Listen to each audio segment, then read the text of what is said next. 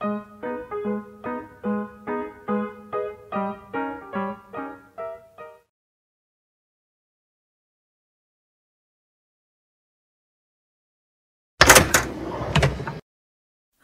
j'ai passé 2 siècles sans voir. J'ai du mal à m'éclaircir la gorge. Bah, c'est pas la joie ici. Tout le monde dort à part nous? Nous sommes près de 1500 oiseaux stockés, serrés dans ces caves. Pourtant, nous sommes les 2 seuls à être éveillés. Dis, ça te dirait de venir te dégourdir un peu les plumes à l'air libre? J'ai trouvé une issue qui mène à l'extérieur. Ah, ça fait du bien de prendre l'air. Comment tu t'appelles, mon ami? Moi, c'est Nyctiornis amictus, mais tu peux m'appeler Guépier. Enchanté, Guépier. Moi, c'est Jacamerops aureus. Mais tout le monde m'appelle Jacamar. En tout cas, quel bonheur de prendre le soleil. Mais attends, c'est amusant de voir à quel point tu me ressembles. À croire que nous sommes cousins. Regarde-moi ce bec. Ah, vous voilà enfin, vous. Vous savez que je vous ai cherché partout, petit voyou.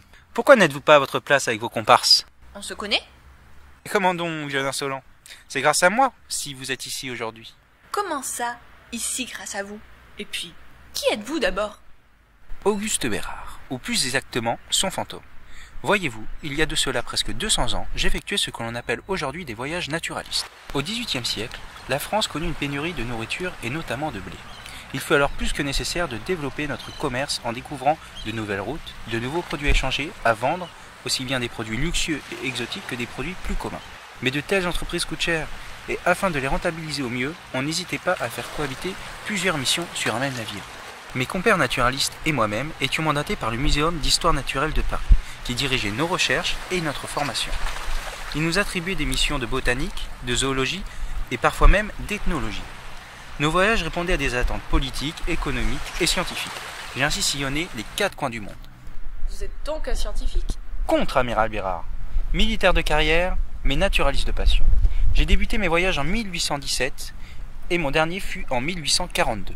C'est bien beau tout ça, mais qu'est-ce qu'on vient faire là-dedans? Ah ah! Mais c'est grâce à tout cela que j'ai pu vous trouver et vous ramener avec moi. Toi, Guépier à fraise, tu viens d'abord au bord d'une rivière de Sumatra. Et notre grand Jacamar vient quant à lui d'une contrée bien différente, puisqu'il s'agit des forêts du Brésil. Mais si l'on vient d'endroits si éloignés, comment se fait-il que nous nous ressemblons tant? Sommes-nous de la même famille? Sommes-nous cousins? Je vois que tu es un petit oiseau très perspicace, mon jeune ami. Eh bien non, vous ne faites pas partie de la même famille.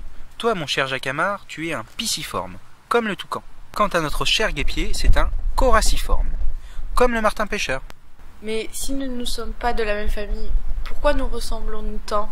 Pourquoi avons-nous le même bec? En voilà une bonne question, tiens. Alors, qu'en dites-vous, monsieur je sais tout? Pour vous aider à comprendre, je vais vous poser quelques questions. Où vivez-vous? Dans les arbres. Dans les arbres. Et que mangez-vous? Elle est facile celle-là, des insectes. Et en général, les insectes ne sont pas bien gros. Mais cela n'explique toujours pas votre ressemblance. Pourquoi un toucan avec son gros bec ne mange pas d'insectes? Les insectes aiment bien se cacher sous les feuilles ou voler vite entre les branches. Un gros bec, ça doit pas être bien pratique s'il faut se faufiler entre 2 branches pour en attraper un. Et en vol, ça ne doit pas être facile à manier. Exactement.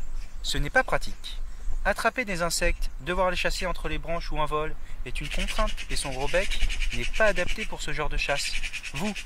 Vous avez un bec plus court et plus fin, parfait pour la chasse aux insectes. Et ça, grâce à la sélection naturelle. La quoi? La sélection naturelle. Au cours du temps, les espèces ont subi des modifications ou mutations qui pouvaient se transmettre à leurs descendants. Si cette mutation est bénéfique pour l'espèce, comme votre bec pour la chasse aux insectes, les individus possédant cette modification sont plus performants et finissent par s'imposer face à ceux qui n'avaient pas la mutation. C'est le principe de la sélection naturelle. Les plus adaptés restent. Si je comprends bien ce que vous nous dites, nous n'avons pas le même bec parce qu'il est plus efficace pour chasser les insectes? C'est exactement ça. Mais la mésange mange bien des insectes et elle a un bec bien plus court. C'est parce qu'elle ne mange pas le même type d'insectes que vous et qu'elle les chasse autrement. Vous avez les mêmes proies, les insectes volants. Vous êtes par conséquent semblables. Est-ce clair? Oui, monsieur. Oui, monsieur. Très bien. Alors retournez vite à votre place avant que quelqu'un d'autre ne s'aperçoive de votre disparition. Zou!